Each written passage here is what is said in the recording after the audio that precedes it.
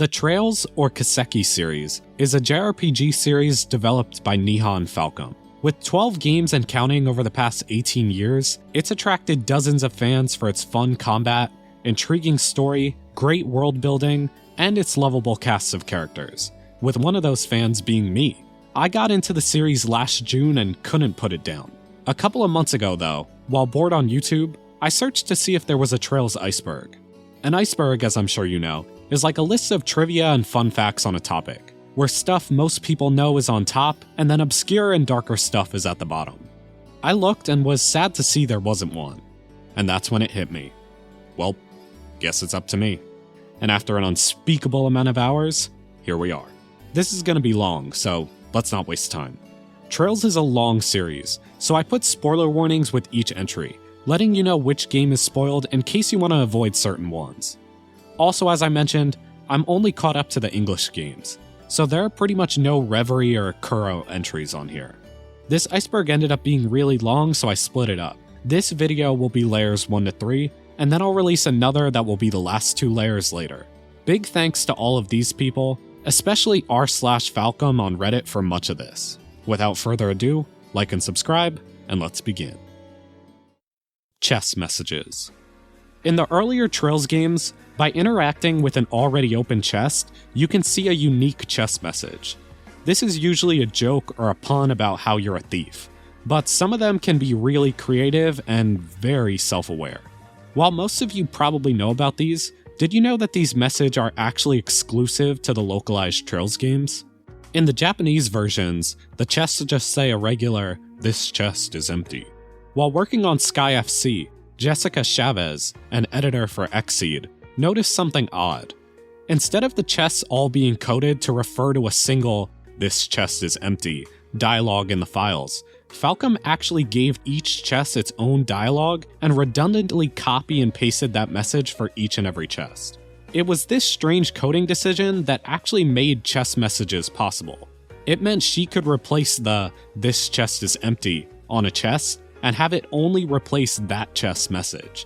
Whereas in other games that are coded much more optimally, changing that message would change it for nearly every chest. They initially had the idea to hide a code to unlock a secret page on their website in one, but she also started adding in jokes to them because it was fun. As she says, surely chess must be annoyed at being stolen from, and it's pretty funny that they finally get to air that out. Also worth mentioning is that on rare occasions, chests can actually change their chess message.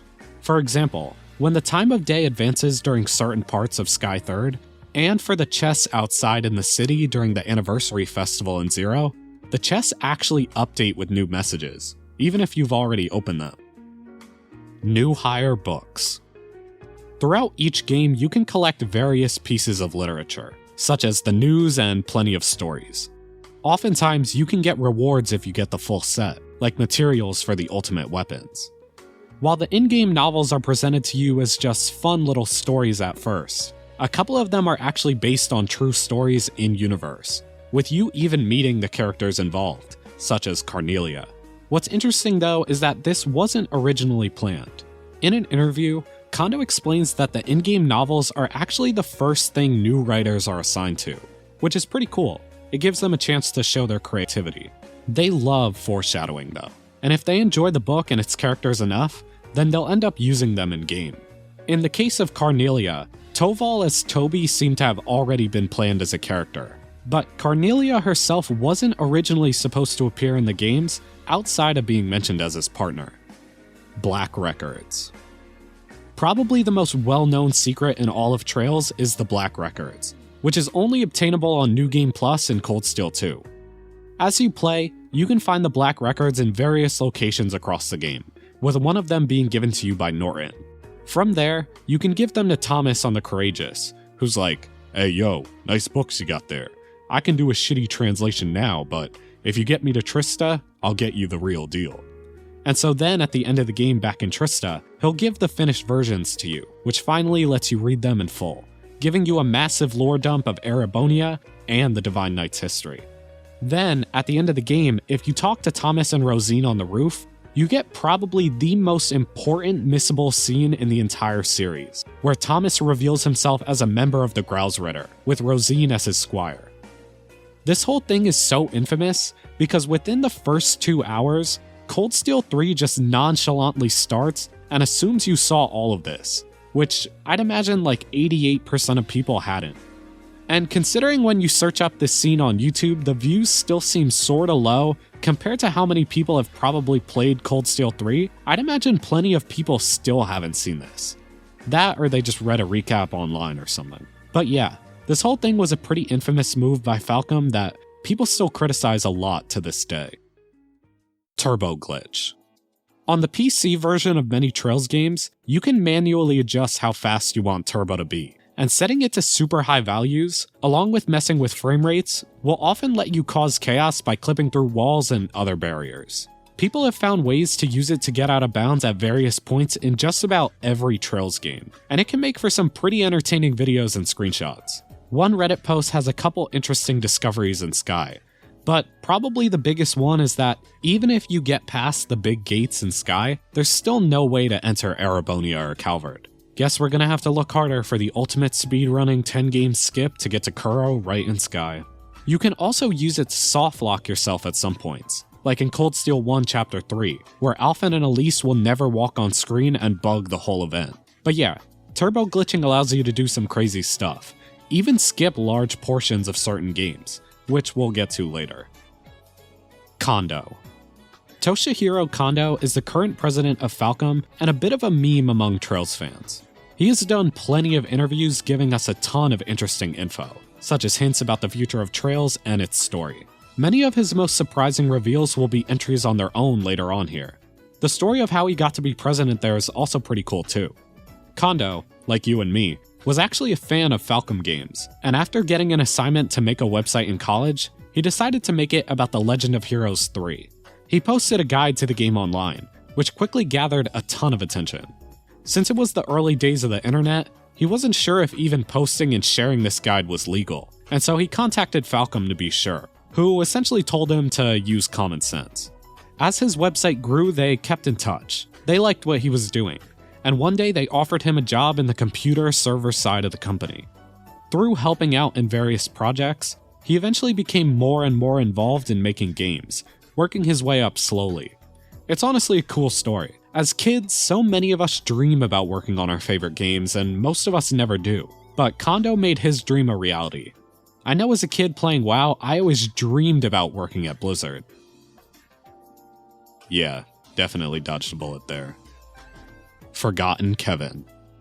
This is a meme within the community that Kevin seemingly gets shafted by Falcom at every chance. So Kevin, as you know, is the protagonist of Sky 3rd, and he gives us a good intro to the church pretty early on, which is good since no doubt the church and its members are going to be very important as we near the end of the overall series. But even though he is a protagonist, Falcom usually leaves him out of images and artwork where they show the Trails protagonists. Most recently, for example, they have C from Reverie here but not Kevin, even though C was one of the 3 protagonists in his game, whereas 3rd was Kevin's game. On top of that, in an interview, Kondo got asked what his dream Trails party would be, and he mentions the big 3 and then seemingly forgets Kevin's name until the interviewer reminds him. That's not even the best one though. Probably the absolute funniest thing is that in Kuro 1, there's an image where they show you every member of the Growlsritter we've met so far, and literally everyone except Kevin, the one character who actually got his own game, is there.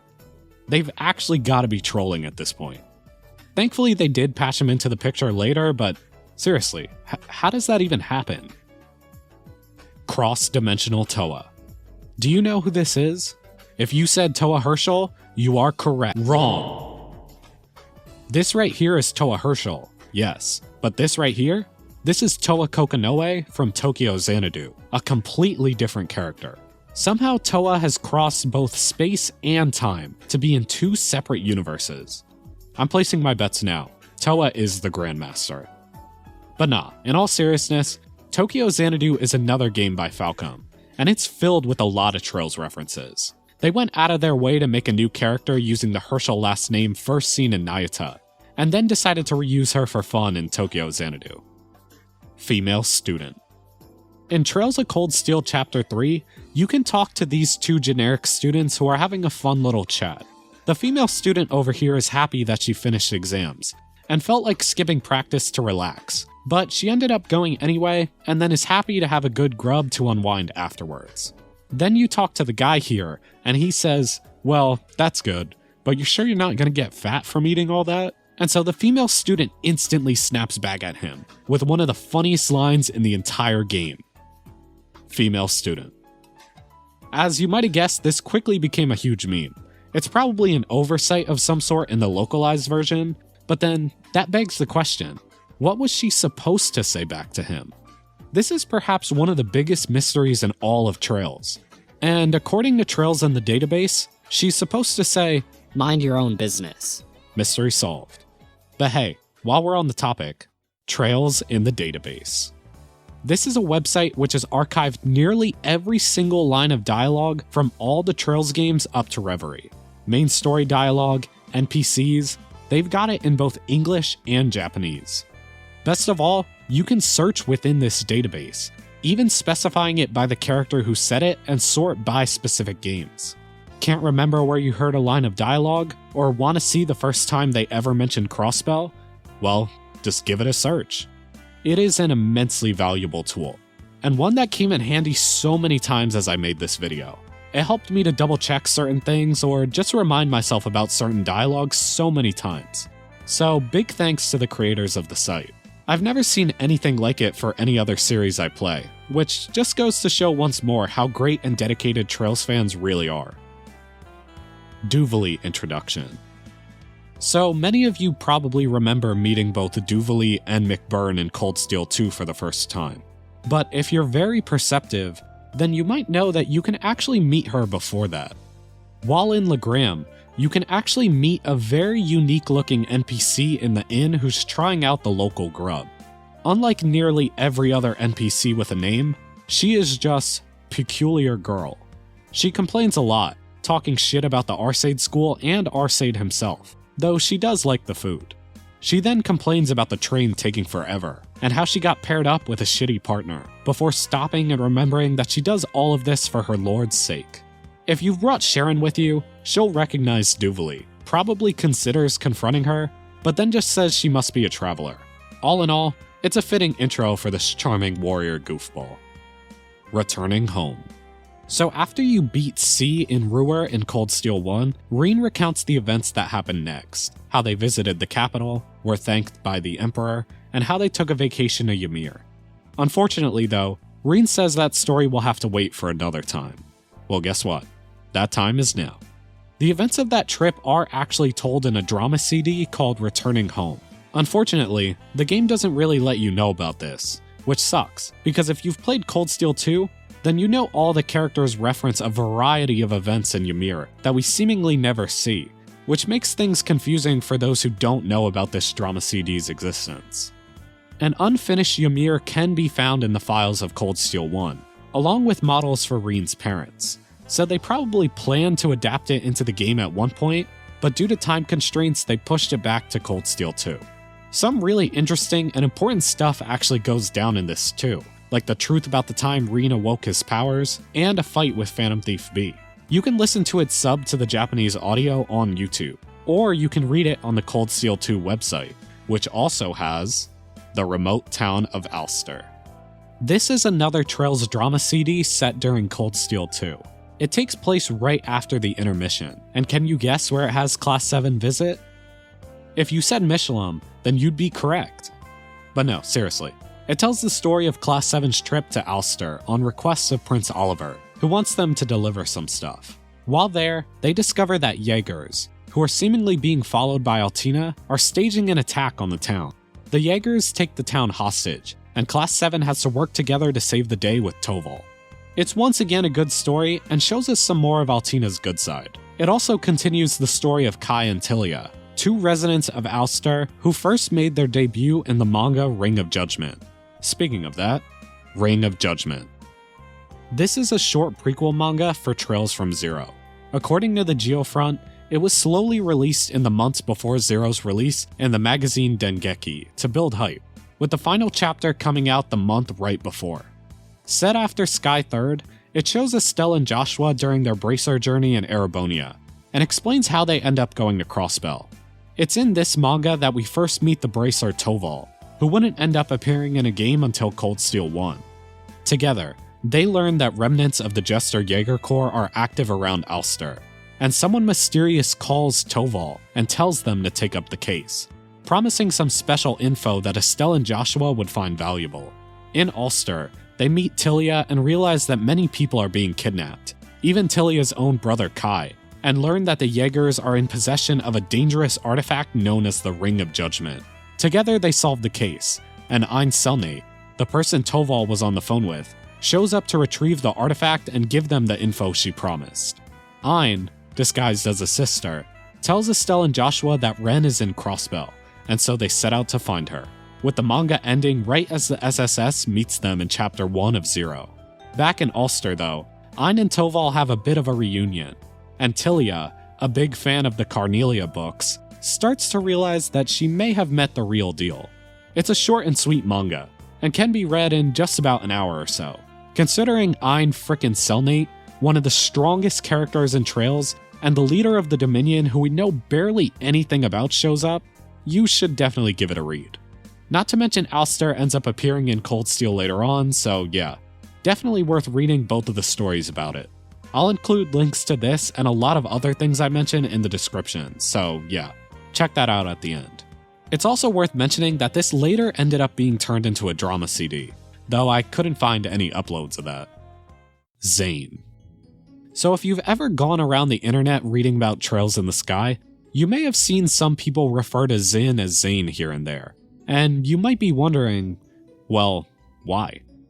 We can all go on Steam right now and clearly see his name is Zin in-game. I used to think that this was people choosing to use his Japanese name or something. Kinda like how you have some Dragon Ball fans who say Super Saiyajin instead of Super Saiyan. Since a lot of names are often slightly changed in the English releases, usually to sound more natural.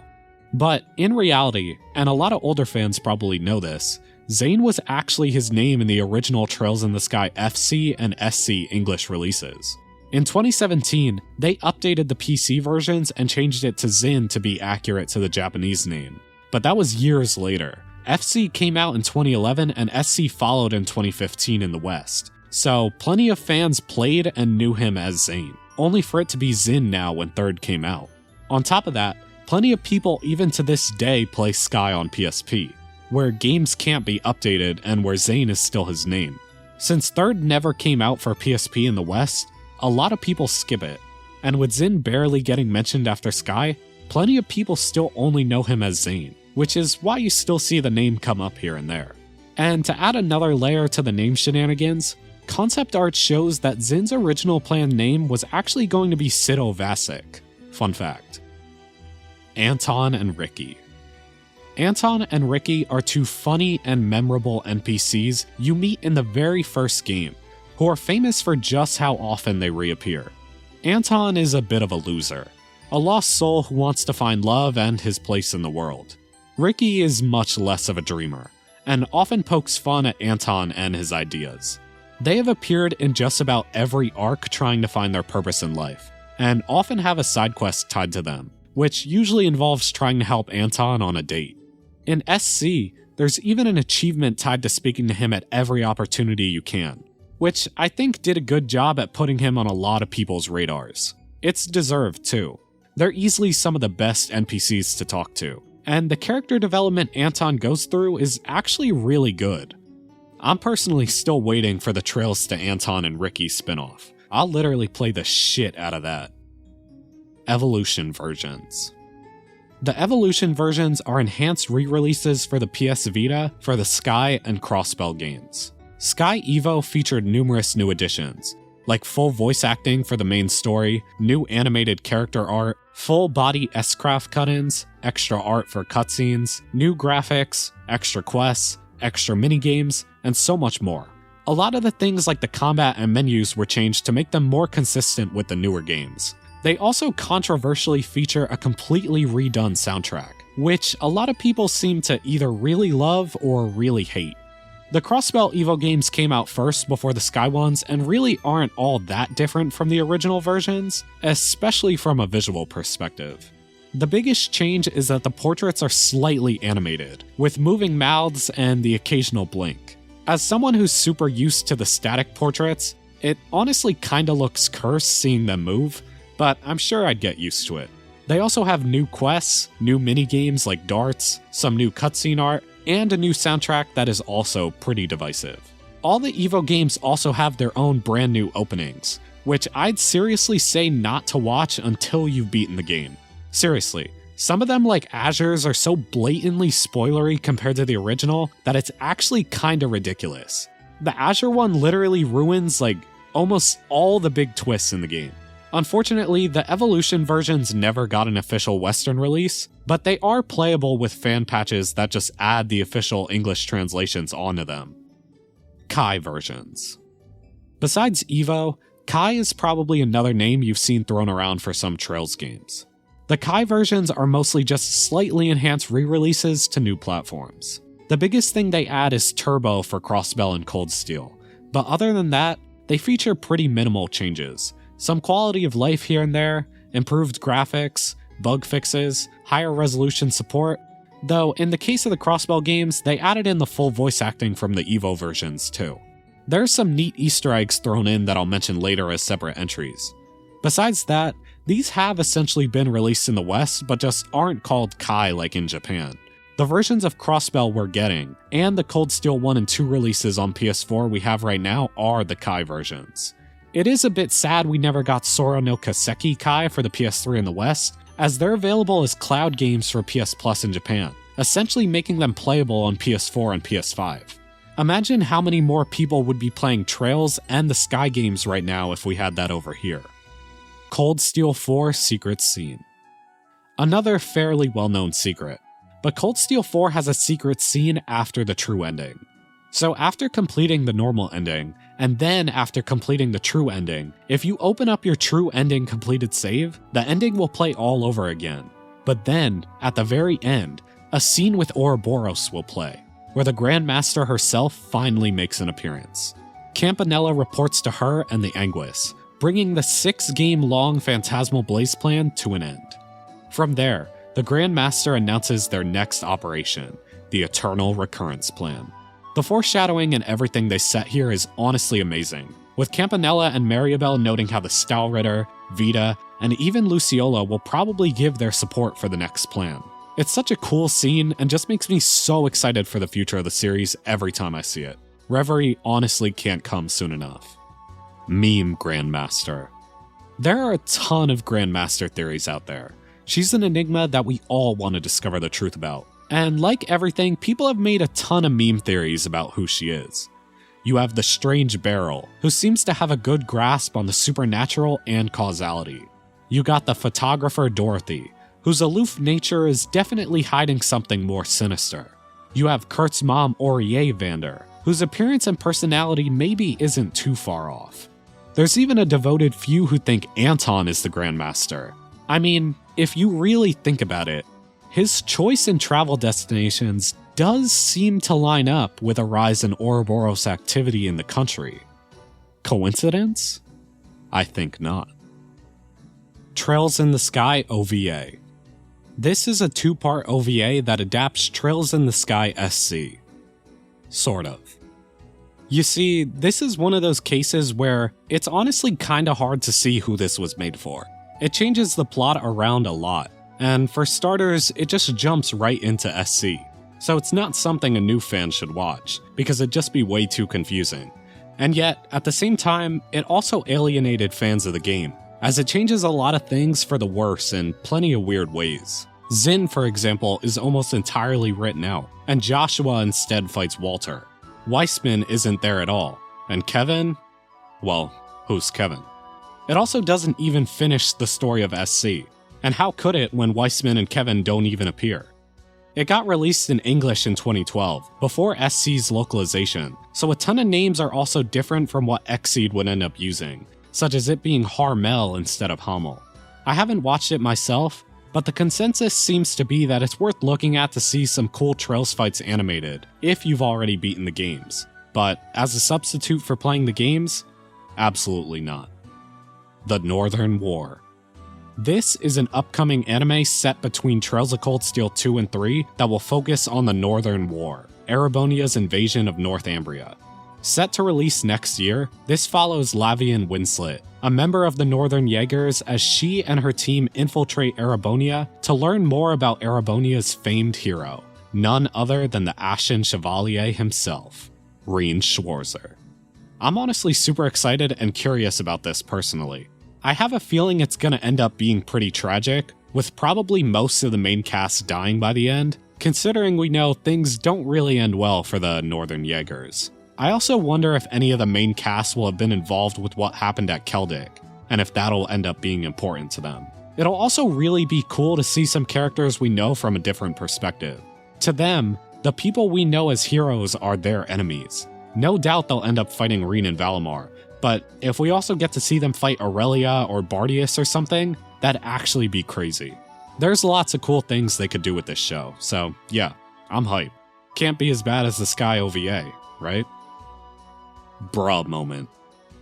Bruh moment is an iconic line from the Geofront translation of Trails from Zero. In case you don't know the Geofront, while yes it is a dungeon in the Crossbell games, it's also the name of a translation team. They made an incredibly high quality translation that beat out all the older and rougher ones for Trails from Zero and Trails to Azure.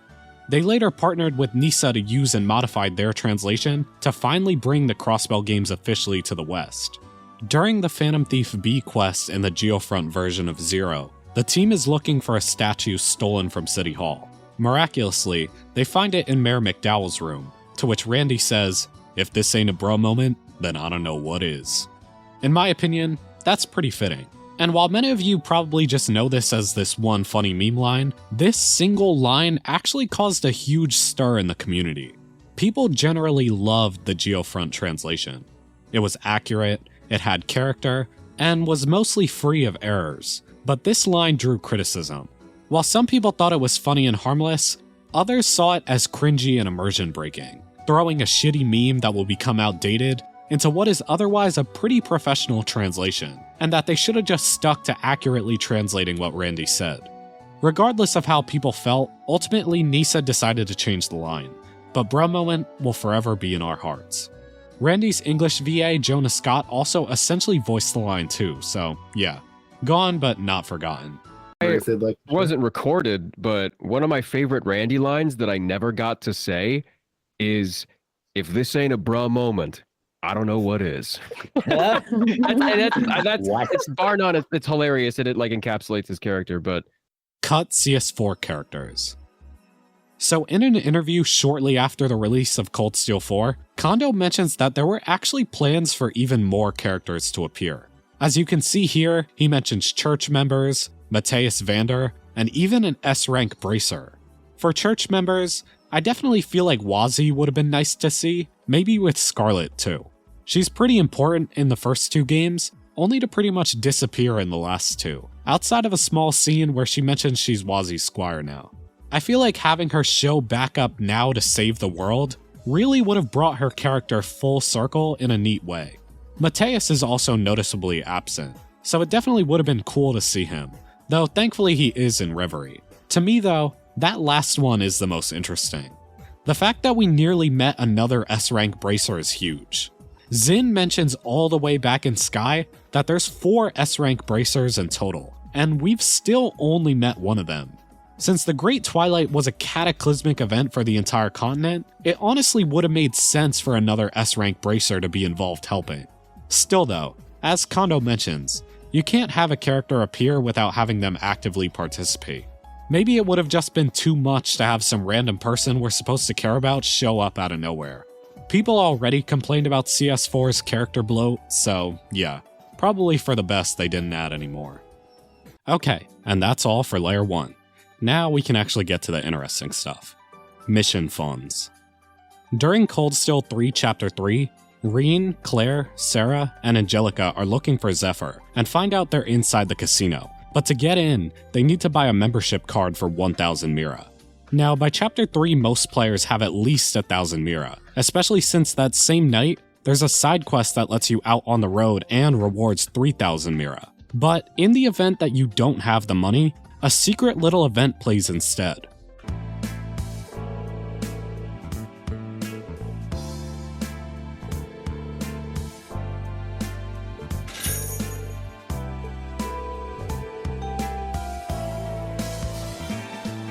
It's pretty neat that they even programmed something like this, and you can actually also get this to happen during Chapter 4 if you don't have the money to bet on the horse races. You know, it really doesn't look good that Renne is only ever using mission funds for gambling whenever he's broke. Sky Advanced Chapter. This is a drama CD showing Estelle and Joshua returning to Liberl after their long travels following Sky 3rd. It's a cute little story of how Estelle and Joshua return to Zeiss and reunite with the gang. They find out that a ship has made an emergency landing, and always eager to help, quickly give their all to the situation. They also meet up with the Russell family, Shara, Agate, and as usual, there's some good moments. If you love the Sky Gang, it's an adorable story. Raindrops has translated it on their blog, so you can either read it or watch it on YouTube. CS3 Vantage Masters Extras. So, fun fact, Vantage Masters was actually its own game series by Falcom before being brought back in Cold Steel 3. The version we got in CS3 is much different and simplified from the actual game. In those, the goal is still to defeat the enemy master by summoning Nashals, but battles are fought on 3D grids. As someone who loves tactical RPGs, I would honestly probably love this, but back on topic. By digging in the files of Cold Steel 3, we can actually find extra cards and mechanics from the actual game, which were probably considered before being cut. Credit to this Reddit post for these findings. For example, in the files is a card called Daybreak, which doesn't work, but the description says it would change the time of day and give certain cards buffs or debuffs accordingly. Some of the cards which were later added to CS4 can also be found in varying states. What's really interesting though, and can actually be seen in-game, is that some of the opponents actually have multiple decks.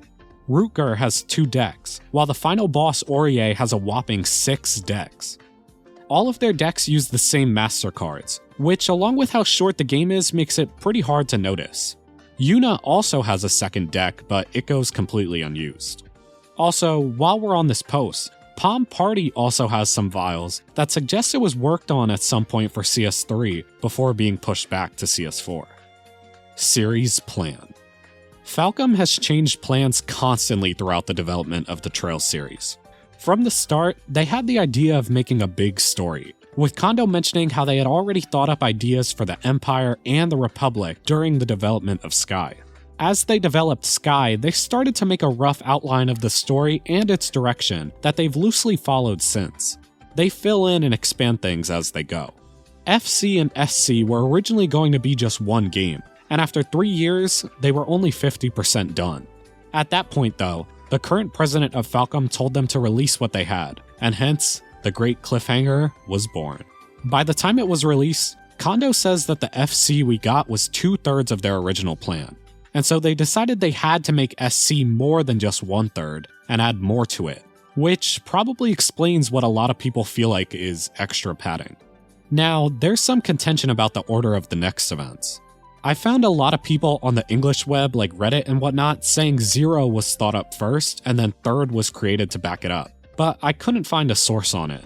In fact, the Japanese sources I've found have actually said the opposite, like on this Famitsu article, so I'm gonna go with that. Either way, they planned to head straight to Erebonia after SC, but then they felt Erebonia needed more setting up, leading them to decide to create Sky 3rd. However, during its development, they decided even that wasn't enough. To truly set up the Erebonia arc, they decided they would also need to tell the story of Crossbell first, which, you guessed it, was also originally going to be one game, before plans shifted to 2.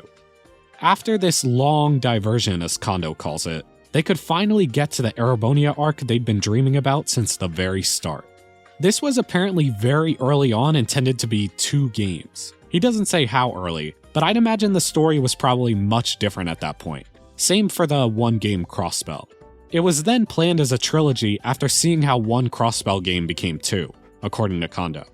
After Cold Steel 2 though, they realized there was no way they could wrap up everything in just the 3rd game, and so Cold Steel 4 was planned from there.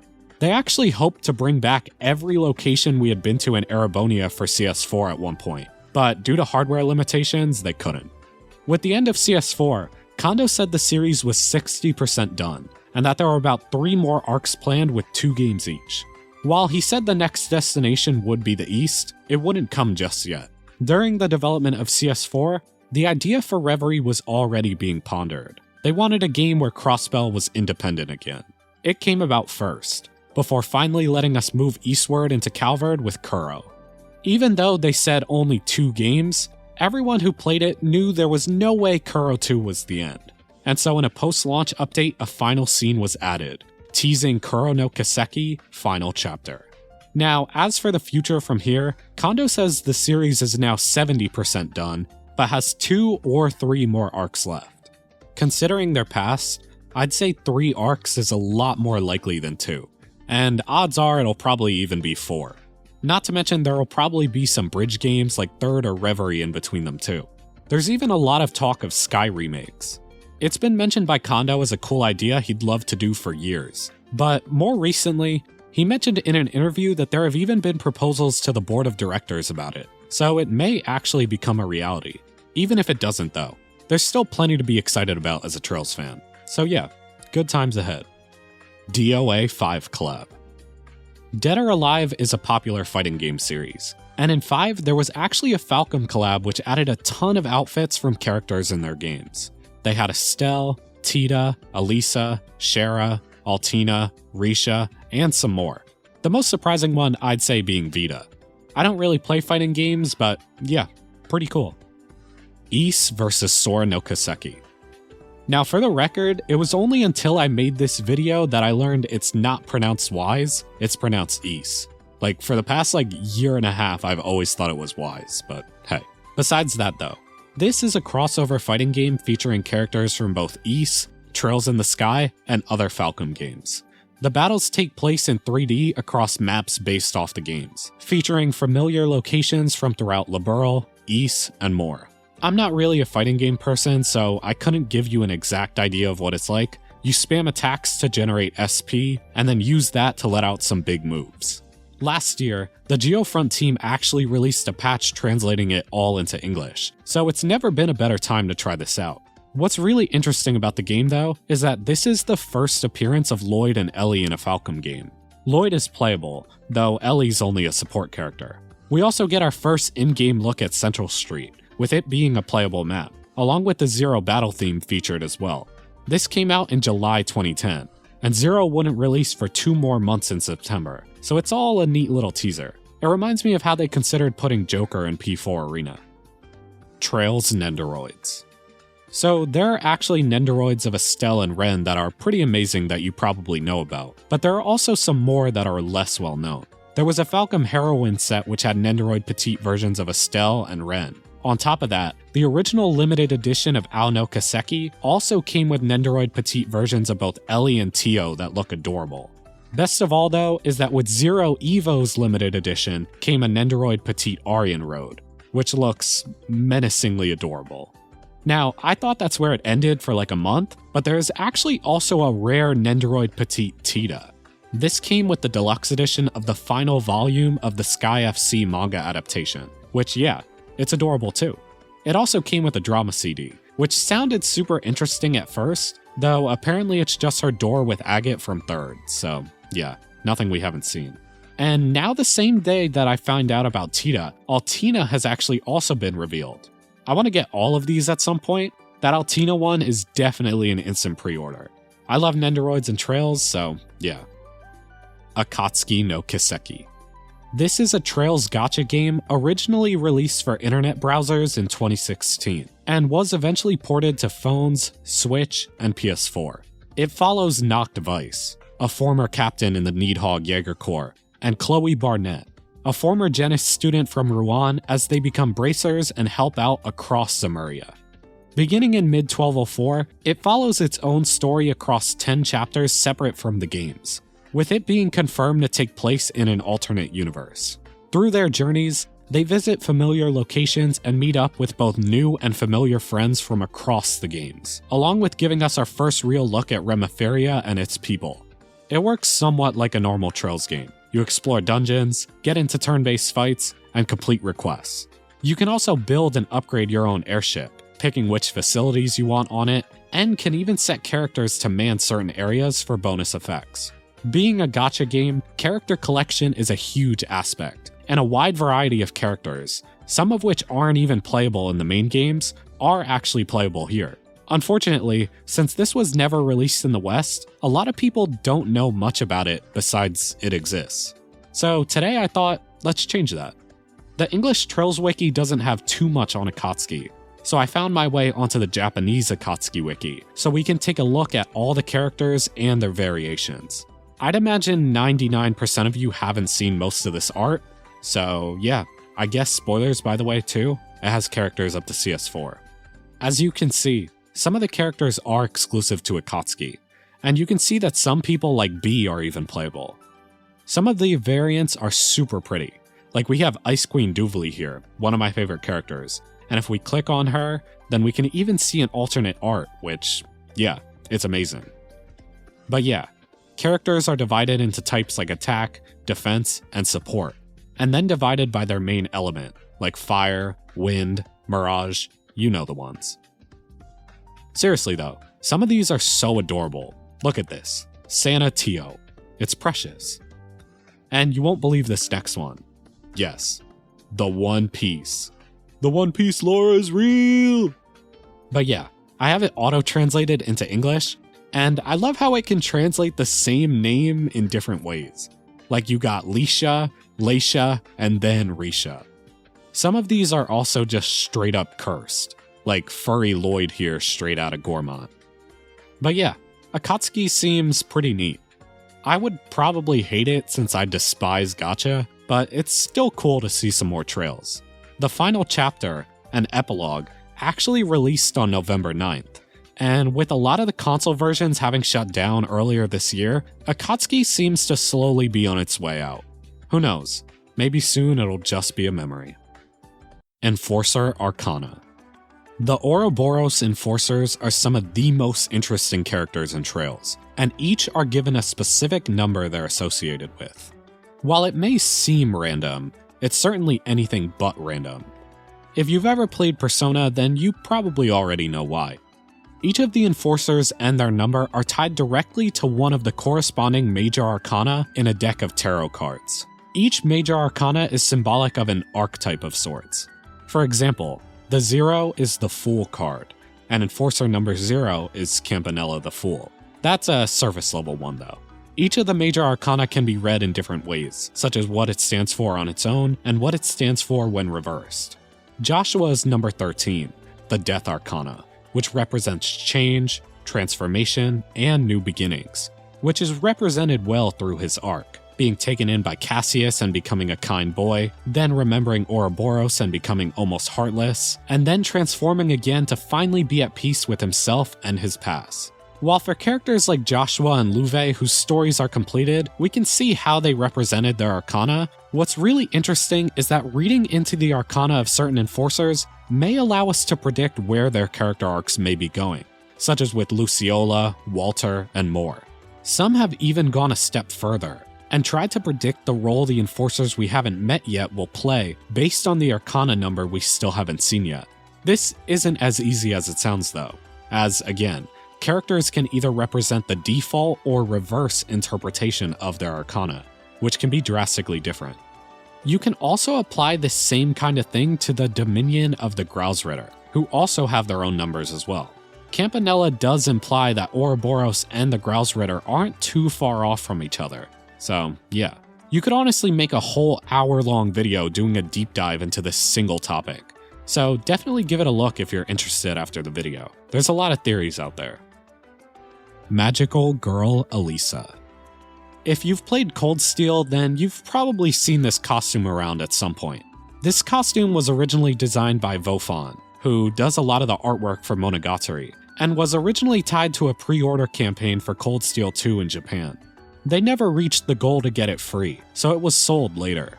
Not much was thought of it, but come Tokyo Xanadu's release, and Magical Girl Elisa was shown to be an anime in their universe. From there were actually whole episodes written for this fictional anime that were later compiled and released as a book. It tells the story of how magical girl Elisa fights off the evil demon prince Renne. Each character in Cold Steel has a new alternate role in this, with Laura and Emma being Elisa's partners. With the Arcus, they can become magical girls and save the world. The first episode has been translated into English, so give it a read if you're interested. The story gets expanded further in Reverie, taking place after the events of all the episodes, so we'll get to see that pretty soon as well. Azure Kai CS Characters. With the Kai versions being re-releases, Falcom added in a couple extras to bring the games more in line with the Cold Steel games that came after originally. Since the Western releases of Crossbell are the Kai versions, we will get to see these changes when we get Azure in a couple months. For example, Gideon now has a portrait. A portrait you see for like 15 seconds, but hey, a portrait is a portrait. Towa also now shows up at the trade conference and can be spoken to, which is pretty cool.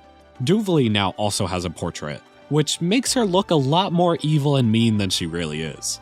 The most major of these changes though is Yuna's inclusion. Cold Steel 3 got a lot of criticism for how much of a retcon Yuna seemed to be, with her claiming to be so close to the SSS, even though she's absolutely nowhere to be seen. In Azure Kai though, you can now meet and talk to a young cadet Yuna at the police academy, fixing the retcon issue to some extent. By, I guess, introducing another retcon, technically.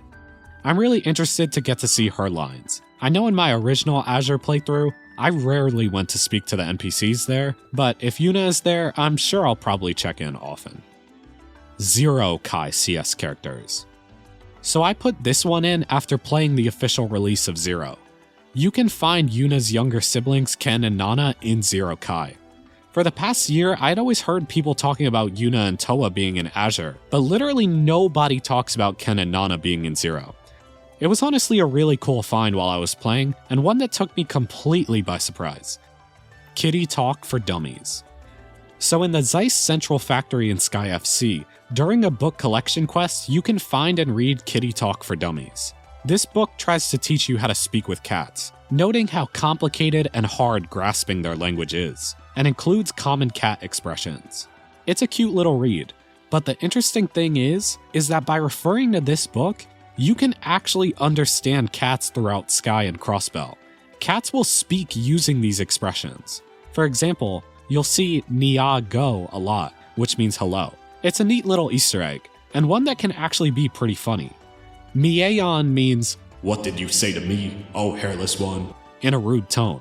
And during a couple cat quests, some feisty cats hit Estelle with that, even after all the trouble she goes through to find them. I guess that's typical cats though. Sure wish we had something like that in real life. My cat can really be an enigma sometimes. Debug Maps. In the files of the Cold Steel games, you can find debug and developer maps made to test out various features. There's maps with every 3D model, maps which test animations, maps that test battles, locations, etc. Usually you can talk to someone to activate certain effects, such as skipping to certain battles in the story, or playing certain animations. It could be a random NPC, a palm, whatever. Some of the maps found here are actually earlier versions of maps found in the game. And yeah, just in general, there's a whole lot of neat things to be found here. The cutting room floor has a whole page dedicated to this, so definitely check it out. Muse. So yeah, spoilers for the original Legend of Heroes 4, but in that game you meet a random girl named Muse. She seems like a regular old tomboy, but later you discover that she is in fact the princess of the kingdom, with her real name being Mildine. Sound familiar? Muse and her real name being Mildine are a callback to that, and this is in fact one of the many callbacks to the old Legend of Heroes games. I've never played them personally, but yeah, there's a whole article on the wiki pointing out all of the references. And believe me when I say there are a ton. A ton of names for places, characters, and more that we thought were just, a name, are in fact actually references to the older games. It's pretty cool. Road to the Future. This is a drama CD that came bundled in with the original Trails to Azure limited edition in Japan. It tells a short story depicting the lives of the SSS between Zero and Azure, showing how they end up splitting up and what they're all up to.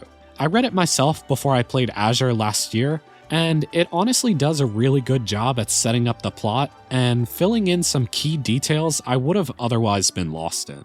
Randy and Muriel, for example, have an interesting relationship that is barely touched upon in-game, but gets a good moment in the spotlight here and really sets the stage for Azure. Definitely give it a read, especially if you're still waiting for the official Azure to come out.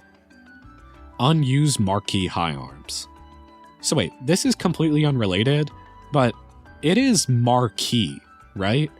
I always noticed that in the early games they say Marquis, but I'm like, am I dumb or is it Marquee? I always thought it was Marquee, so I'm gonna say Marquee. But yeah, Marquee High Arms is of course Patrick's dad, who we don't end up meeting until Cold Steel 3, though he does briefly appear in a still during Cold Steel 1. Interestingly enough though, he has a model that goes unused in the first Cold Steel games, suggesting they maybe considered having him appear at some point. It would have been interesting too, since in the first 2 Cold Steel games the Alliance seemed like complete assholes, since all their leaders we do meet are dicks, whereas High Arms is actually a pretty decent dude. It would have made Patrick a bit of an oddity, being so stuck up while having such a nice dad. It honestly makes me wonder where Patrick even got his stuck-up noble mindset from. Rare main menu backgrounds. So based on how far you are in the Cold Steel games, the main menu background will change to a variety of different options. Some of these can only be seen during really specific moments, and I, and probably many of you, may not even know they existed. For example, in Cold Steel 2, there's one for the Pantagruel, one for the Divertissement that I had never seen before in my life, and also one for the Vermilion Castle that I never saw, though maybe you did if you didn't rush through it all in a single day like I did. In Cold Steel 3, there's also one for Azure Siegfried that I'd never seen before. Not sure where you'd even have to be in game to have it pop up either. New Game Plus Vita. Much lesser known than Cold Steel 2's New Game Plus scenes is the Cold Steel 1 New Game Plus scene which involves Vita. Now, if you're like me and didn't take Emma for the bike ride towards the end of the game, then you already missed out, as it's probably the most interesting choice. Renne mentions seeing a blue bird that he had never seen anything like, and Emma runs off to chase after it, knowing it's Grianos and that it could help her find Vita. Renne then talks to Misty like usual, and then Emma comes back and you leave. That's how it goes. However, on New Game Plus, you get an extra scene at the end, which I'll show you now.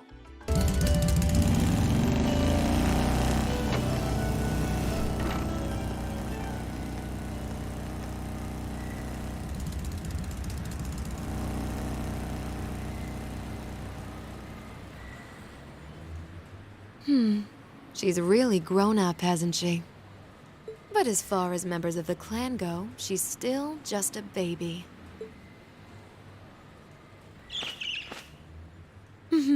I suppose we were lucky Celine wasn't with her, or things could have gotten awkward.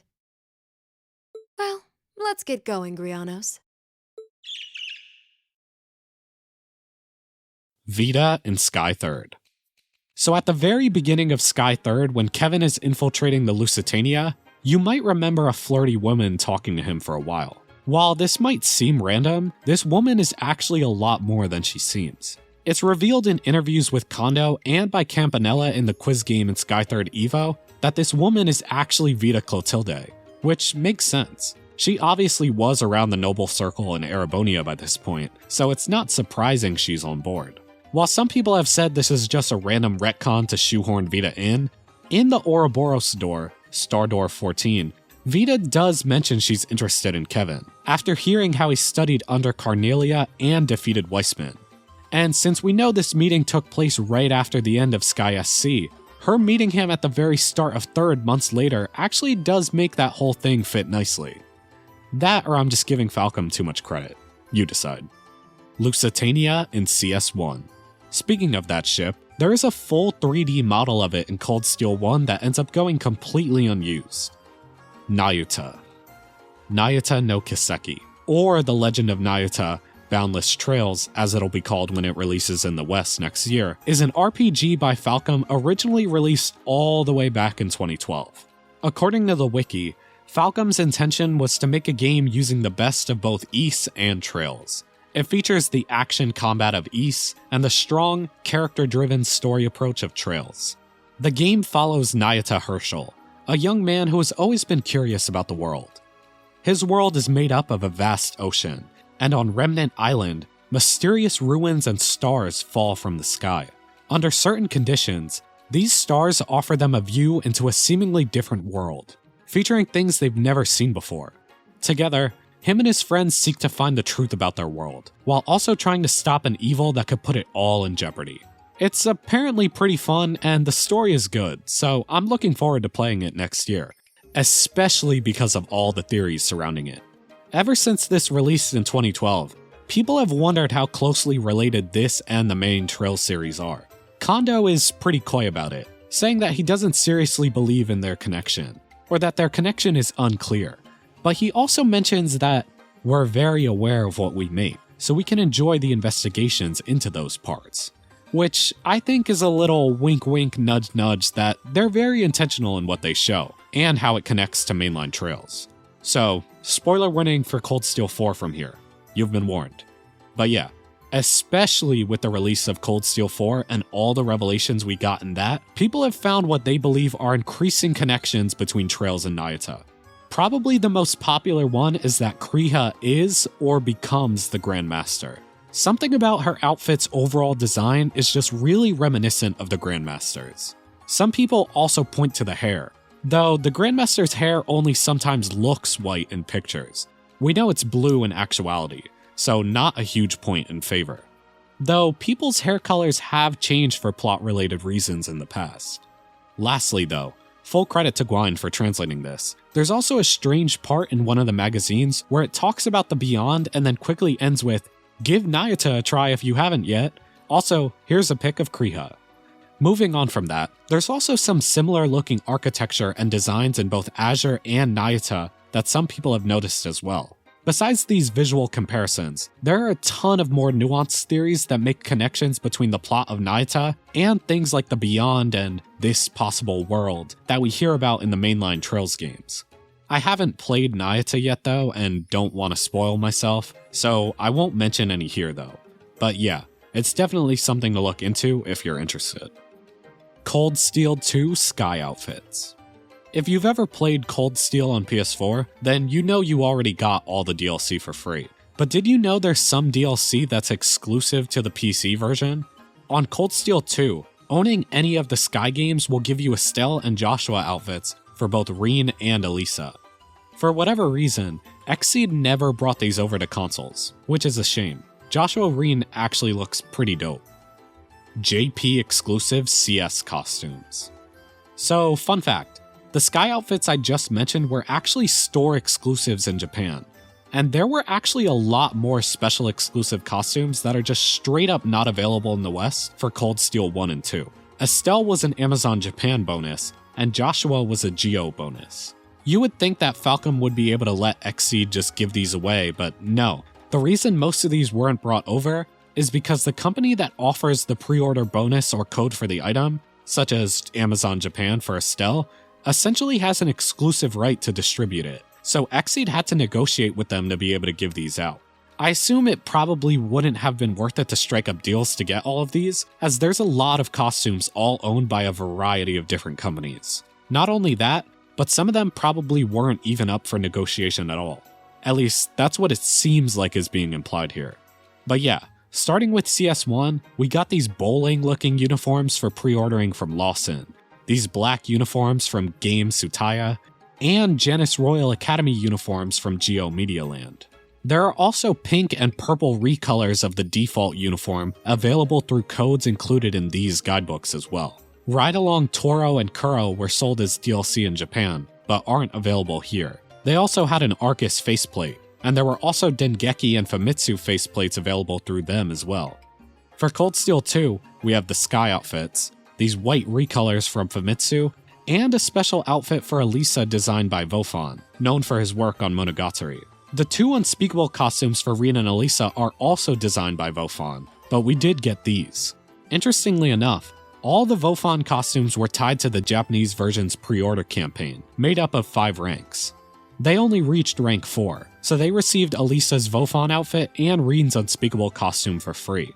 Elisa's unspeakable costume, which was for rank 5, was sold later. I don't know why we didn't get the third one. It honestly looks really nice, but hey, not a big deal. While you can't get this stuff in game legit, With a bit of cheat engine shenanigans, you can actually use all of this. They're still all in-game and function fine in the Western releases. If I had these games on PC, I would have demonstrated, since I've only found pictures of these costumes out there and not any videos of them in action, but I unfortunately do not. Cold Steel 3 and 4 from what I've seen fared much better in terms of costumes. There were exclusive costumes again, but as far as I'm aware, Nisa got all of the ones I've been able to find. In CS4 though, 2 costumes that you can actually still easily go and buy on the Japanese version we don't have. We are missing another Vofon Elisa costume that is way too revealing for my taste, and also an adorable costume for Yuna that's based off Kwan from Utawari Rumino. I probably butchered that, I'm sorry. This was actually part of a bigger collab. I haven't played the games, but yeah, while Yuna got a Kwan outfit, Nakone from those games actually gets an Altina outfit. Pretty neat. But yeah, I believe we're done talking about costumes for now. Super arranged version. One of the best things about Falcom is that they have released pretty much all their music on streaming services. I'm not sure how long they've all been there, but yeah, there's a lot. Props to them. If you've ever gone searching for their music, then you've probably come across the super arranged version albums for a variety of their games. These essentially feature full, enhanced, or rearranged versions of songs from their games, and they're an absolute delight to listen to. If you already liked a song from the games, check if it's featured on the super arranged version from that game and be amazed. A lot of them are really good, but if you're going to listen to one, my one and only recommendation to you would be the super arranged version of Holy Saint, Holy Spirit. It's the song that plays in the Spirit Shrines in Cold Steel 2, and it gets an absolutely amazing full version here. I know Chills is like a meme now, but seriously, the full version, the first time I heard it, actually gave me chills. It is like a next level piece of music. And with that, it's time for Layer 3. Ruhr Secret Dialogue. In Cold Steel 1, when you first get to Ruhr, there's actually some secret dialogue for fooling around. If you don't head straight to the Reinford building, and instead run up and down the escalators, this event plays. Master Renne, please don't cause too much trouble. Let's make our way to the Reinford headquarters. Right, of course. Why is she singling me out?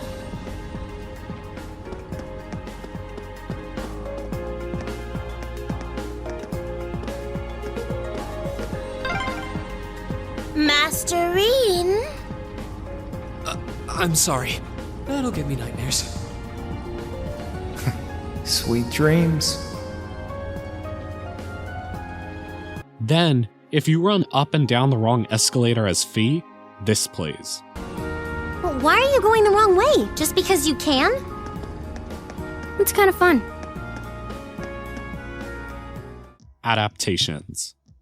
I feel like people say all the time that playing a Trails game is like playing a novel or a book. And fun fact, some Trails games have actually been adapted into full novels and manga. There is a full novelization for both Sky FC and Zero. Sky FC also got a full manga adaptation as well, along with SC and Cold Steel 1.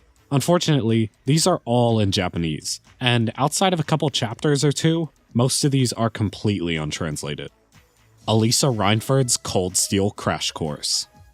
This is a short manga series focused on Elisa teaching us about all things Trails of Cold Steel. It was written for the Sen No Kiseki Magazine by Daisuke Arikubo. In it, Elisa humorously introduces us to each of the members of Class 7 and Erebonia. And in Cold Steel 2, she introduces us to the new playable characters like Claire.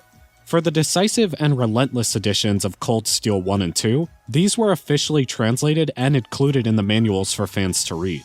Unfortunately though, it seems like that's exactly where they're stuck. I haven't been able to come across a full scan of this online. Xseed uploaded the first page, and they show brief snippets of it in the Marvelous Europe unboxing video, but that's it. It's only like 10 pages, so if you're one of the people who owns these, please, share it with the world. I'd love to read it. That's not all for Elisa though. When Cold Steel 3 came around, the manga continued, now as Ultimate Heroine Elisa Reinford's Cold Steel Crash Course, released in some volumes of the Falcom Magazine. This is a comedic introduction to Cold Steel 3 by Elisa, with her introducing the new characters and story in typical sassy fashion. she has a big issue with Yuna, who seems to be aiming for her role as the new main Cold Steel heroine. And overall, it's pretty funny. Definitely worth a look. Unlike the first two parts, this one actually isn't hard to find at all. Nisa translated these for Cold Steel 3's Western release, and they can be read on their site easily. I'm unsure if there was ever another part in the Falcom Magazine for Cold Steel 4. I haven't found anything on it, so if you know, definitely say so in the comments. And hey, speaking of the Falcom Magazine, Falcom Magazine. This is a monthly magazine based around all things Falcom. There are over 100 volumes and counting. And yeah, you can probably do the math. It's been going on for years. The first volume came out all the way back on January 27th, 2011, and it's kept coming since. The magazine features news about the games, interviews with the devs, mangas like the Elisa one, and chapters of new manga and novels about their games. There's also a ton of cool pictures and new unique artwork, which are often seen on the cover. As you might have guessed, it's only in Japanese, and as far as I'm aware, it's a mostly online magazine, though many of the novels and manga featured are later compiled and released physically, such as some of the official adaptations I mentioned earlier. You can actually find every single volume online on Amazon, and apparently you can sign up to Falcom's mailing list to receive it free every month, which is pretty cool. Now, here it gets kind of confusing though, because along with the monthly Falcom magazine, beginning in I think 2015, there's also a Falcom magazine set to the year, with more volumes releasing as the year goes on.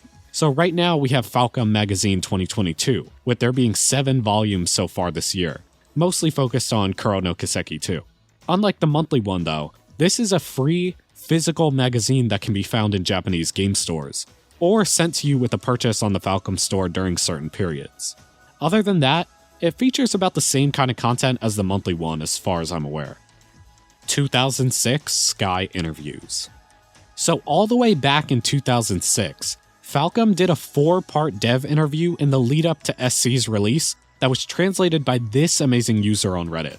There are a lot of cool fun facts in this, like how a young Kondo, not yet the president, reveals that Liberl is modeled off Thailand, where he once lived, which held onto its identity despite being between 2 large colonial powers. Additionally, each area in Liberl has its own bracers to flesh out the world, meant to just be side characters that wouldn't have a large role. By chance though, when asked to bring back a female character for the martial arts tournament later in the game, Kondo chose to bring back Annalise, who he had mostly forgotten by that point as, again, the extra bracers were supposed to be very minor characters.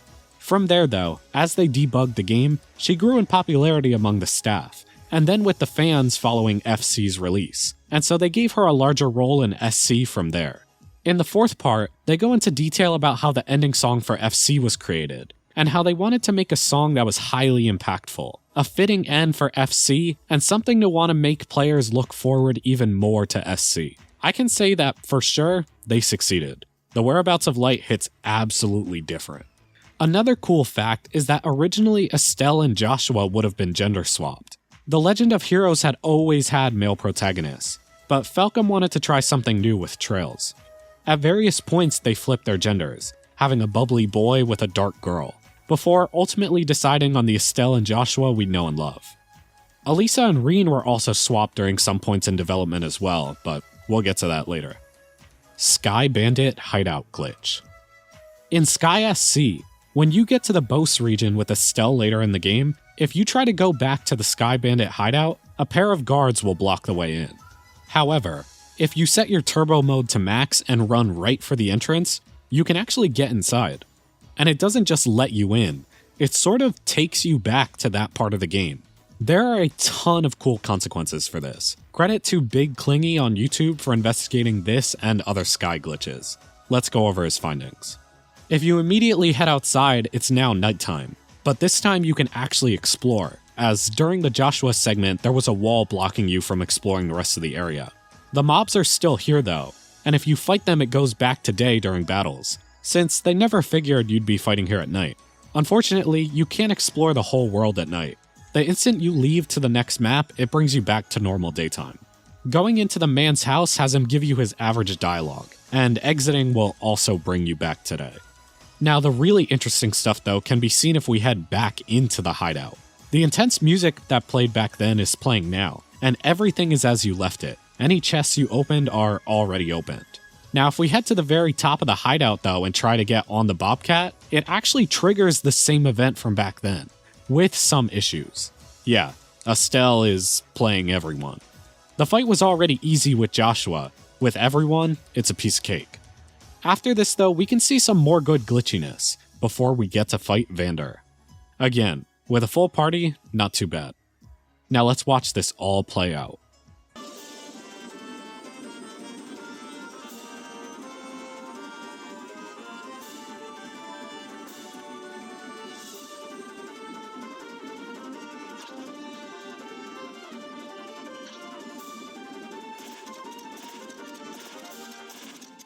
Nice. And with the Bobcat gone, what will happen next? Will the game just proceed us on to the rest of Chapter 4? No.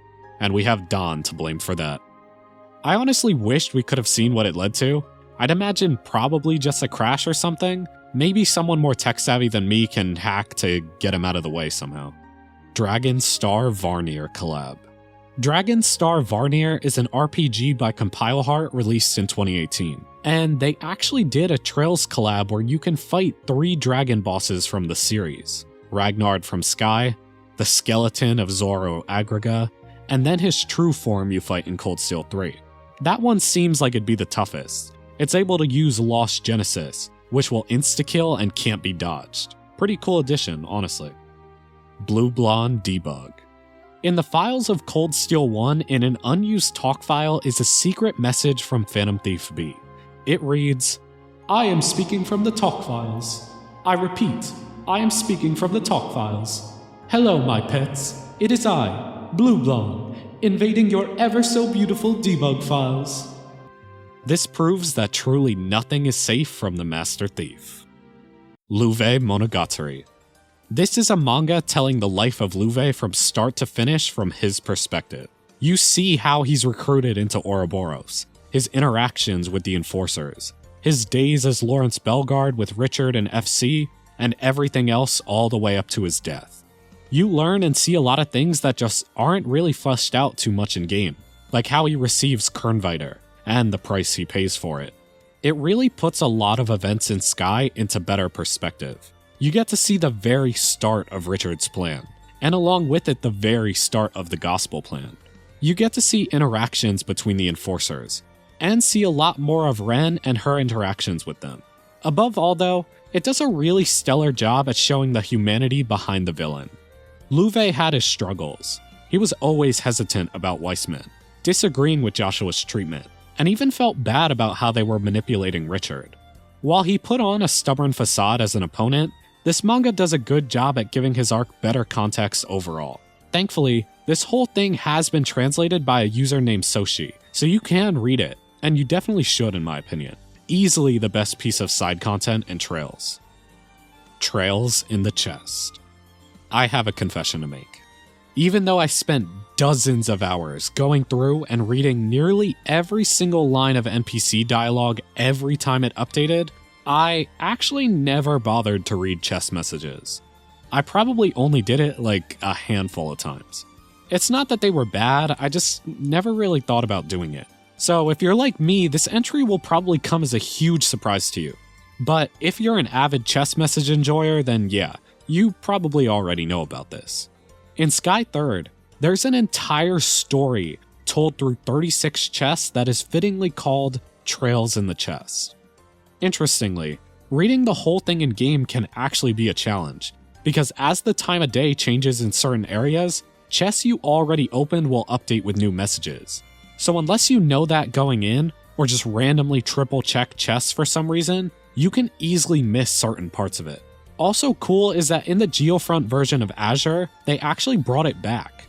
Part 2 was told through 61 more chests, and they even got the original writer from Sky 3rd, Brittany Avery, to write this official continuation. Hopefully this will be kept in the official version of Azure next year.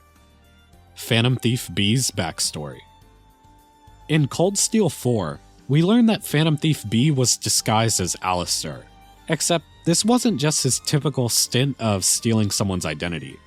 B seemed to have lived another life as Alster, and we can presume that he probably has multiple identities like this.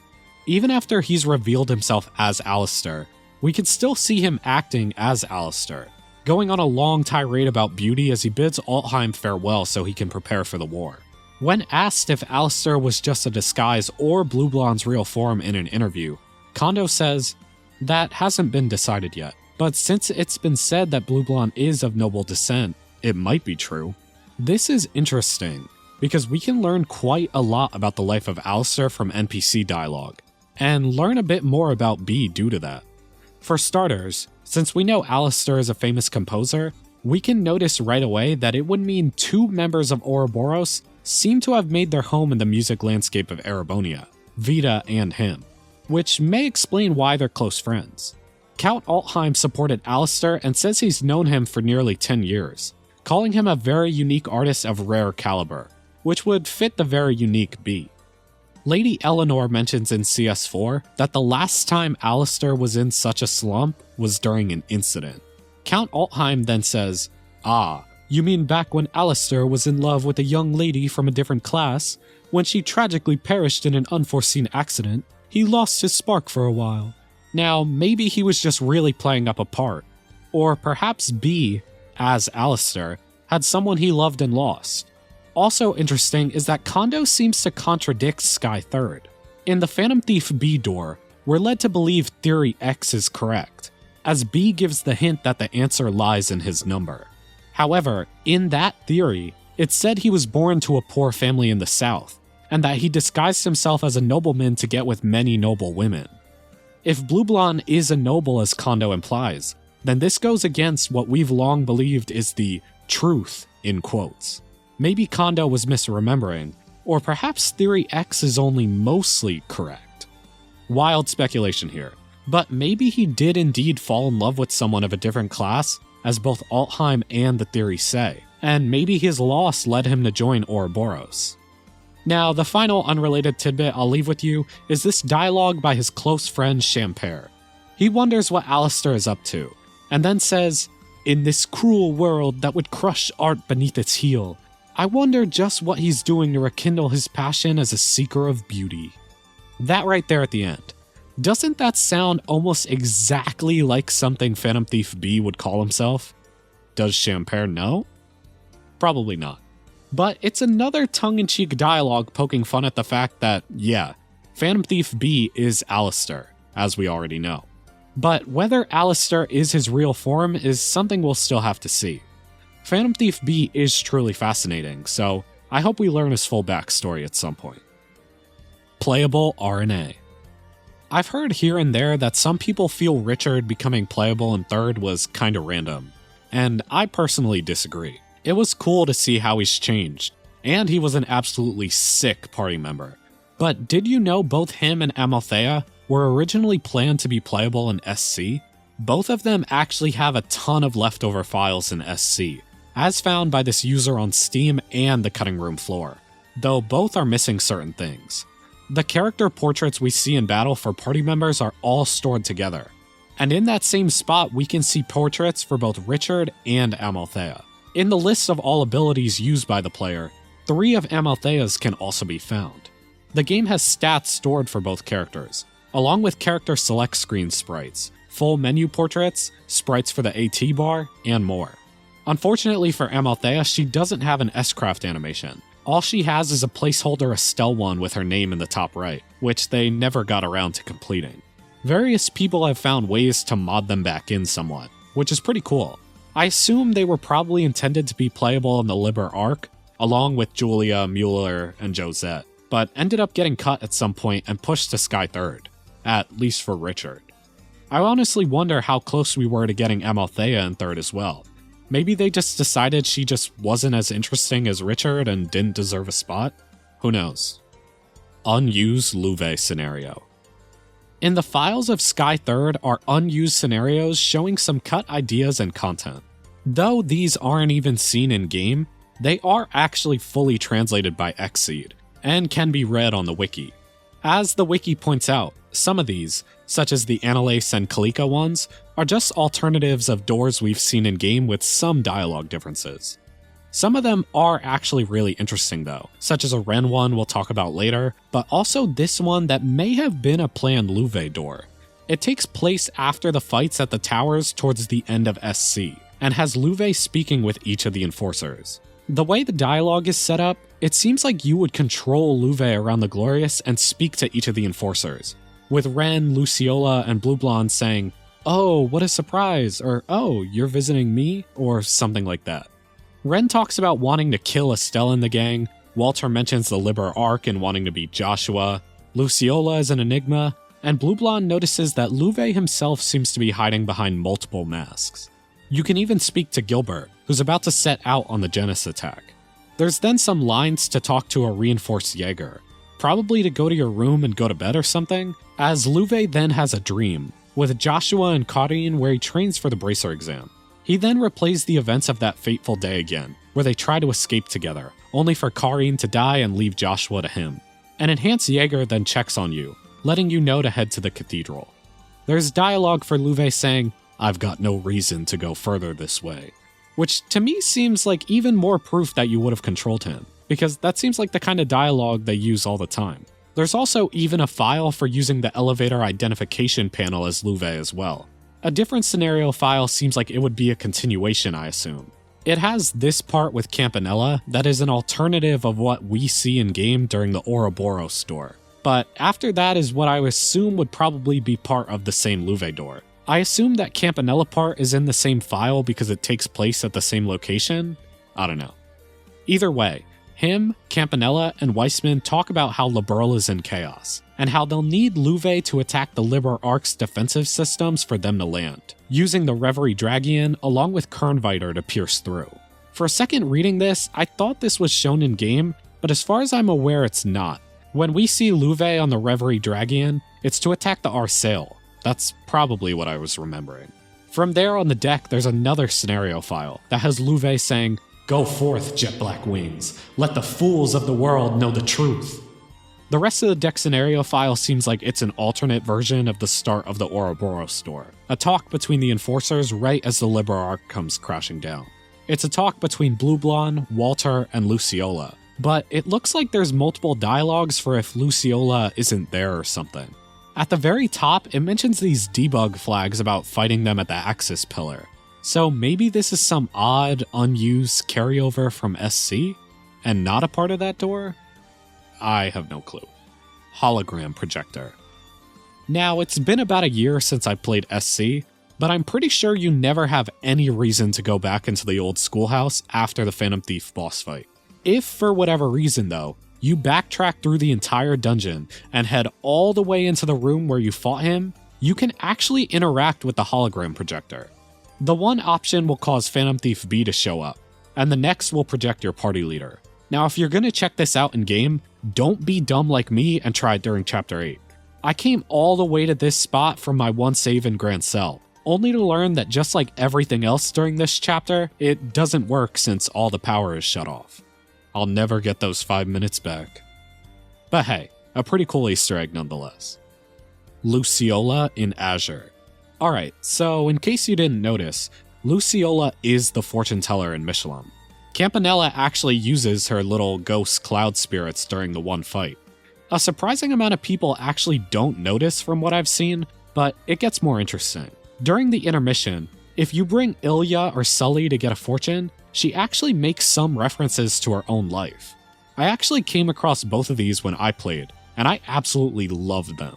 When Sully gets a fortune, she wants to know if she's cut out for Arkansas. She feels like this is her one chance to make a better life for herself, to get away from the poverty she's always been stuck in. Luciola tells her that her fate is not set in stone. Things could end in multiple ways, which doesn't really reassure Sully at all. Seeing this though, Luciola says that Sully reminds her of an old friend of hers who was also born into poverty. By opening herself up to others, she says her friend grew into a strong and capable person, becoming a top-tier bracer with the help of her mentor. She says she can see that Sully too has people she can trust, and that the rest is up to her. Sully seems inspired by this, and says she doesn't know if she'll be as good as her bracer friend, but that she'll try. It's a super cute scene for both of them that was honestly really touching to me. Luciola is of course talking about Shara here.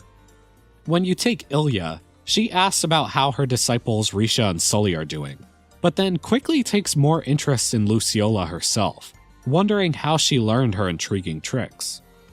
Luciola then tells her how she used to be a part of a traveling troupe in the past. Ilya is a bit sad by this though, saying how she would have loved to see Luciola on stage.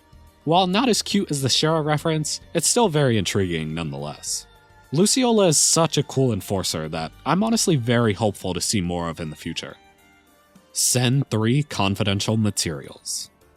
Included in the limited edition of Ys 8 in Japan was actually a teaser for Cold Steel 3, which wouldn't release for another year. This was the Trails of Cold Steel 3 Confidential Materials book, and it features a ton of art that at the time would have been pretty cool. Sora333 on Reddit actually uploaded the whole thing, and yeah, most of the art you've probably already seen at some point, though it does also include some little bits of concept art. It also features a page with some art reveals for some new and returning characters, like Agate, Shanshan, Kairi, and more. Probably the most intriguing thing though, is that this one character is labeled as a mystery. Do you recognize her? I'd honestly be surprised if you did, because when I first saw this, I genuinely had no clue. I'll give you a hint though, it's not Annabelle and it's not Ines. The mystery woman is in fact actually Ariel Lenheim, Olivert's mother who we first meet through flashbacks in this game. I had never seen this art of her before, but yeah, it's on her wiki page and whatnot. A pretty neat little teaser at the time. McBurn is Epstein. There are a lot of theories out there that sound absolutely crazy on the surface. In fact, there's actually a whole website dedicated to these crack theories. But if I had to bet on one actually coming true, it would without a doubt be this one. For how much of an influential figure Professor C. Epstein is, he's one that's always been shrouded in a little bit of mystery. He invented orbments, technology only comparable to that of the ancient Zemurian civilizations over 1,000 years before, and then died almost immediately after. His mystery only grew in Cold Steel 4, where we learn he's one of the few people to know about the Beyond, perhaps providing a clue as to how he invented orbments in the first place. In the same game, we learn that McBurn originates from the Beyond as well. He mentions that about 50 years ago, he merged with a human from Zemuria, becoming one entity and remembering nothing from either of his past lives. Now, from a narrative perspective, the only person of importance we know died or disappeared around that time is the Professor, who died on 1154. And considering the incredible technology the Professor somehow invented, along with his understanding of artifacts, knowledge of the Beyond, and demise at just about the same time as McBurn's entrance into the world, it almost seems like a no-brainer. And I agree, especially when we look at what Kondo said on the matter. In this interview, he gets asked if the human McBurn merged with was involved with something, to which he says, "I'll pretend I don't know that yet either. It may have been accidental, or it may have been the consequence of some kind of power." The interviewer then says, "It said McBurn merged 50 years prior, putting this in the same period as the Orbital Revolution." To which Kondo says, 50 years prior is an important key word. If you try looking into what happened around that time, you might discover something interesting. So yeah, what do you think? This is a book that is basically an encyclopedia for the Crossbell arc. According to the wiki, it features an absolute shit ton of information, some of which is exclusive to this book. It features summaries of both of the games, going more in depth than ever before, even annotated with extra info and context throughout. It also features a lot of artwork, showing both the official designs and concept art in high quality, along with extra information about each of the characters. Though the whole thing hasn't been translated, its information isn't lost to us. A lot of it can be found spread throughout the Kiseki wiki. Special thanks to Gwyn and countless others for their work throughout the years. Additionally, its retelling of Azure has been translated by Raindrops as well on their blog. Sen No Kiseki Magazine. So, starting with Cold Steel 1, there was a Cold Steel magazine with 8 volumes to promote the game. Cold Steel 2 had a Falcom Trails magazine with 9 volumes for its promotion. For the promotion of Cold Steel 3 and 4, starting in 2017, there was another new Cold Steel magazine with 5 volumes. All of these featured news, art, dev interviews, all the typical good stuff you could find in the Falcom Magazine. Although these were actually physical magazines you could pick up in stores. Cold Steel 2 Mirror Endings. So, I remember when I first played Cold Steel 2, I had looked it up and heard there were endings for using the mirrors. So, I used crows and saw what I thought was the mirror ending, the part of the ending where his ghost shows up. But no, that wasn't what they meant. On New Game Plus, if you use the phantasmal mirrors during the final boss fight and defeat him with them, you'll actually see an extra short scene, basically an extra piece of dialogue for each of the mirror characters you brought. They're not voiced or anything, so I'll just show you them.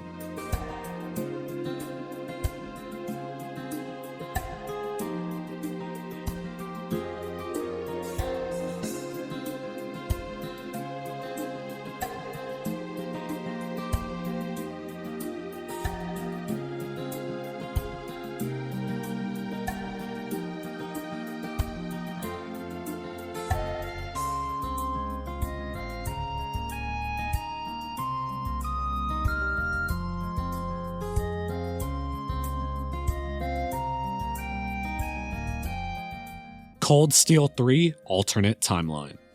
So in Trails to Azure, we learned that the intro to Zero actually did happen. The SSS went alone into the Sun Fort and died, and the version we play at the end of the game with Estelle and Joshua now present was due to Kia changing things. In Cold Steel 1, we can see something similar happen again. Crow and Millium aren't at Gorelia in the intro, but are present when you play through it later in the game. Both happen in 1204. So while we know for sure Kia's powers triggered the change in Zero, it is mostly just assumed, but not fully confirmed, that she was the reason events changed in Cold Steel 1 as well. What's interesting though, is that in Cold Steel 3, we see the exact same thing happen again. Aurelia and Angelica aren't present originally, but then show up later in the game. This begs the question though, what caused this to happen? To which there have been many theories. Some say we just saw an alternate world. There is a lot of talk about this possible world and whatnot. Maybe showing that the events we see are stuck in a loop or something. Or that there are multiple versions of Zemuria playing at once, each ending in different ways. Other people though just think it's to hide the fact that they were there in the prologue, and that it doesn't have an in-universe explanation. What do you think? Loewe Continue. If you played the PC version of Sky SC, then you may or may not know about this. Now, just like in Sky FC, when you fight Loewe again in SC, you have the option to continue if you just can't beat him. Now, when I played FC, I knew my party was weak, so I continued past him. But when I got around to SC, I was determined to beat him this time. It just felt right narratively, and I just really wanted to prove myself and beat this tough boss. But interestingly though, even if I wanted to give up and eventually skip past him, I literally couldn't. The continue button actually doesn't work. It just retries the fight. Meaning you have to beat Loewe, and you literally can't see the scene that plays if you give up on the PC version. Now, I tried to find a video of it, but literally everyone chooses to fight him, so I'll just show you what happens using the database. Everyone says, "Oh no, he's so strong!" or something like that, and then Loewe says, "Dang, you guys suck. Weissman will definitely kick your ass. You can either run now or die here." Estelle then goes to butt in, but Joshua interrupts her and then everything goes down as usual. Hamilton. No, not the Broadway play. So as you learn pretty early on in the games, C. Epstein had 3 disciples who went on to found the Foundation. Those were Professor Russell, Professor Schmidt, and Professor Hamilton. In the Sky Third door about the Foundation, all are referred to as male, which is accurate for the first 2. But we later learn in Sora No Kiseki that Hamilton is actually a woman. Surprisingly, in an update, Xseed actually updated Sky to reflect this new information.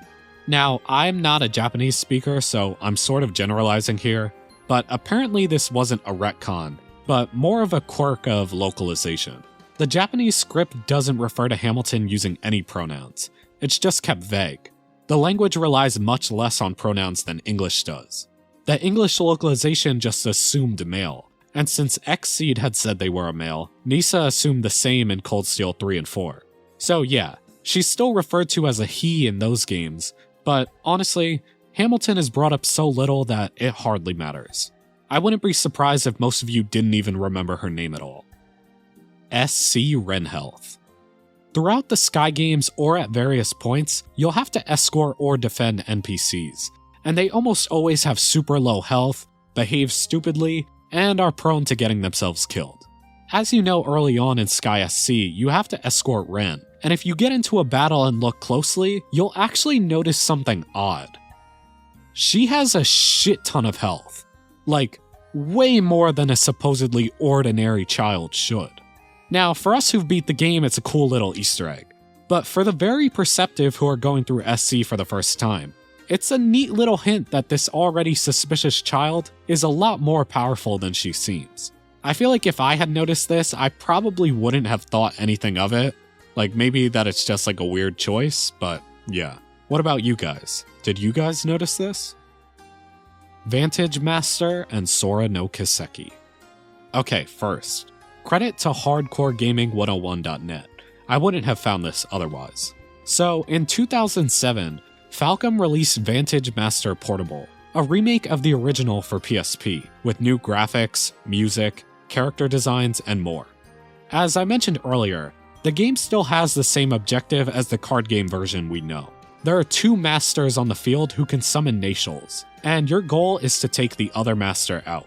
The battles take place on 3D grids, with certain tiles affecting certain Natials. Each Natial still has an element that beats out another, and there are a ton of different master cards to unlock and use, each of which has different stats and abilities. What's really interesting though, is that in this game, they actually added 10 Trails in the Sky characters as playable masters. You've got the Genius depicted by Renne, the Grappler by Zane, the Heavy Edge Agate, the Playboy Olivier, the Princess Chloe, the Queen Beauty Shara, the Strider Joshua, the Technocrat Tita, the Dark Knight Loewe, and the Rod Master Estelle. They have the exact same little sprite as they do in the Sky games, and it just looks really cute and also funny. Like, they honestly kinda look out of place. They're also voiced too, which is pretty nice. Even though the game is in Japanese, part of me kinda wants to boot up my emulator and give this game a shot. It honestly looks pretty fun. Sen No Kiseki Musical. Yes, you heard that right. There is a whole musical based off the first Trails of Cold Steel. This was originally performed a couple times all the way back in January 2017, and was recorded and sold on DVD. Thankfully, some kind soul uploaded the whole thing to YouTube, so you can actually watch the whole thing. As you can probably expect by now, this is only in Japanese, though the comments on this upload seem to imply that at one point, it did have English subs that YouTube deleted or something. But yeah, if you've ever seen the Persona stage adaptations, then you know what to expect. It's something alright.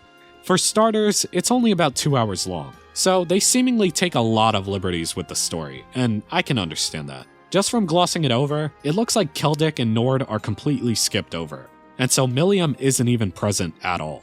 Along with that, George and Crow aren't there either, though interestingly C is there, so who knows how that would have worked. And I say who knows since, yeah, the story ends with them hearing the news of the attack on Grelia Fortress, it seems like, instead of them being there for it. At least that's what it seems like. Again, I'm only skimming and I don't understand Japanese. The big climax of the play is instead the Heimdall part. This time they capture Patrick and Oliver instead of Alphen and Elise.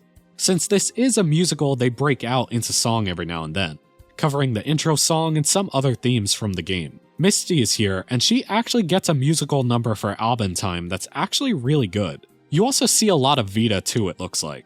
Not sure why though. She also gets a Holy Saint, Holy Spirit solo performance that was unexpected but decent too. Overall, yeah. It's strange, but also kinda charming from the little I watched of it. And yeah, that's the end. For now. Originally, when I first started making this, I thought the whole Iceberg would be like an hour long, but the more and more I researched and added on, I knew it was going to be super long and had to be split up. And honestly, I'm glad it's split, because that gives me the chance to turn to you guys. What cool Trails fact or trivia did I miss? What is something you think should be on here or in the last 2 layers? I already have a lot of things planned for the second half, but I'd love to make it as complete as possible. So if you have anything at all, feel free to share it in the comments below. But yeah, I sincerely hope you enjoyed this. This has been a passion project of mine for the past 3 months that I've easily spent over 100 hours on. So if you enjoyed it, please consider liking, sharing it with a friend who's into Trails, and subscribe so you don't miss part 2. I've mostly been a Persona channel up till now, but this is only the start. I plan to make a lot more videos about Trails in the future, especially with Reverie and Nayuta coming up. So if you love Trails, stick around. It'd mean a lot to me. But yeah, that's all for now. I hope you have a good rest of your day. This is Heavenly M. Adios.